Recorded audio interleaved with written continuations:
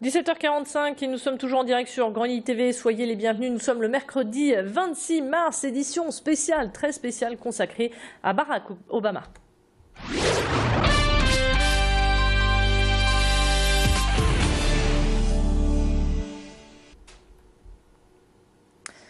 Le président des États-Unis était ce matin à 40 km seulement de la métropole lilloise, à Waregem en Belgique. Barack Obama est arrivé en hélicoptère au cimetière Flandersfield.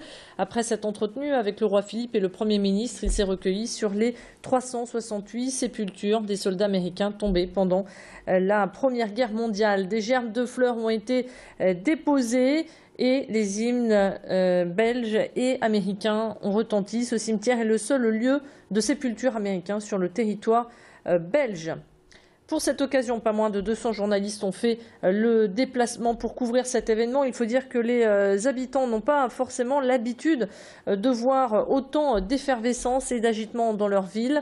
Toute la ville a été placée sous haute surveillance avec la présence de nombreux hélicoptères et un convoi de 30 voitures blindées et une consigne particulière, très stricte même, a été donnée aux habitants, celle de ne pas sortir de chez eux. Et entre 10h et midi, les voitures étaient aussi interdites à la circulation sur un périmètre de 2 km.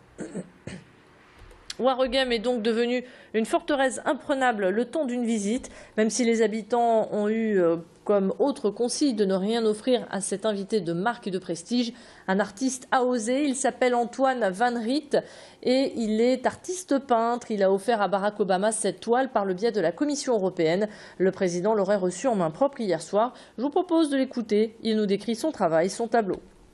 C'est sur la vie d'Obama. Vous voyez, je l'ai offert. Ici, vous voyez le tableau, ici, vous voyez ça, c'est le réchauffement de la Terre. Et ici, bon, il a signé ce chose, bon, contre la pollution. Excusez-moi, je suis flamand. Hein. Et ici, ça, c'est lui avec sa femme, c'est sa vie, ses racines africaines. Et ici, bon, sa vie est filmée, bon, aussi par vous, mais aussi par King Clickswood, ici, vous voyez. L'original est chez Obama.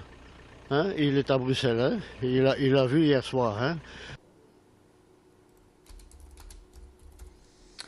Voilà, Barack Obama donc est resté un peu plus d'une heure avant de repartir pour Bruxelles. Cet après-midi, le président américain a prononcé au Palais des Beaux-Arts son seul discours de cette tournée européenne. Et il repartira ce soir pour Rome où il devrait retrouver sa femme et ses filles. Dans le reste de l'actualité, on revient sur les patrouilles anti-racailles qui ont eu lieu dans le métro lillois et qui suscitent de nombreuses réactions. Les membres du groupe Génération Identitaire Flandre circulent dans le métro avec des blousons jaunes, prêts à intervenir en cas d'agression envers les usagers. Ces militants d'extrême droite veulent attirer les projecteurs pour dénoncer un manque de sécurité face aux incivilités qui progressent. Une opération a eu lieu vendredi dernier avec des participants âgés entre 20 et 30 ans. Ils se considèrent comme médiateurs et ne veulent pas se substituer à la police. Leur présence inquiète certains élus, mais aussi les associations comme la Ligue des droits de l'homme qui voient là une opération bien dangereuse. On écoute l'avis des deux parties. Si nous sommes là, c'est parce qu'il y a l'inaction des pouvoirs publics. Donc c'est bien sûr un coup de com' pour ramener les pouvoirs publics à s'emparer de ce problème.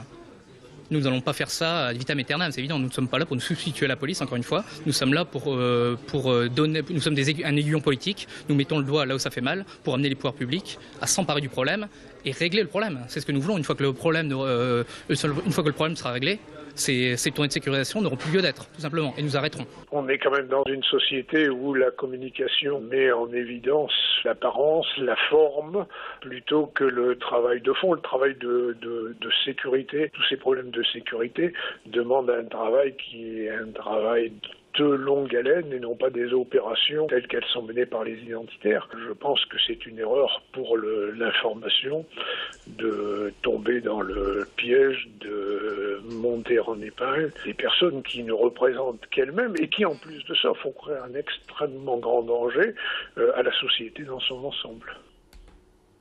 Mais sachez que d'autres opérations de ce genre ont eu lieu à Lyon et à Toulouse.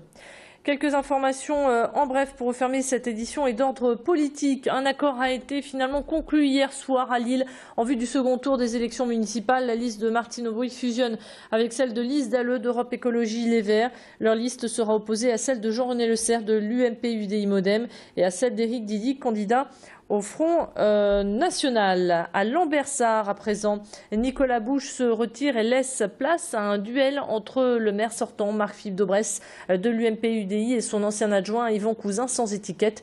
Nicolas Bouche n'a pas donné de consigne de vote mais appelle à un changement. À Roubaix, les négociations de l'entre-deux tours n'ont absolument rien donné. Il y aura bien 4 candidats dimanche soir. Guillaume Delbar soutenu par l'UMP qui est arrivé en tête, le socialiste et maire sortant Pierre Dubois, son ancien adjoint sans étiquette André Renard et Jean-Pierre Legrand du Front national.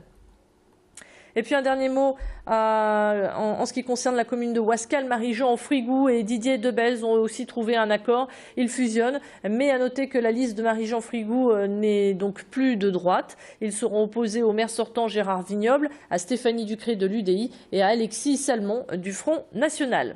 17h passées de 51 minutes, c'est ainsi que s'achève cette édition. On se retrouve dans un instant pour votre météo.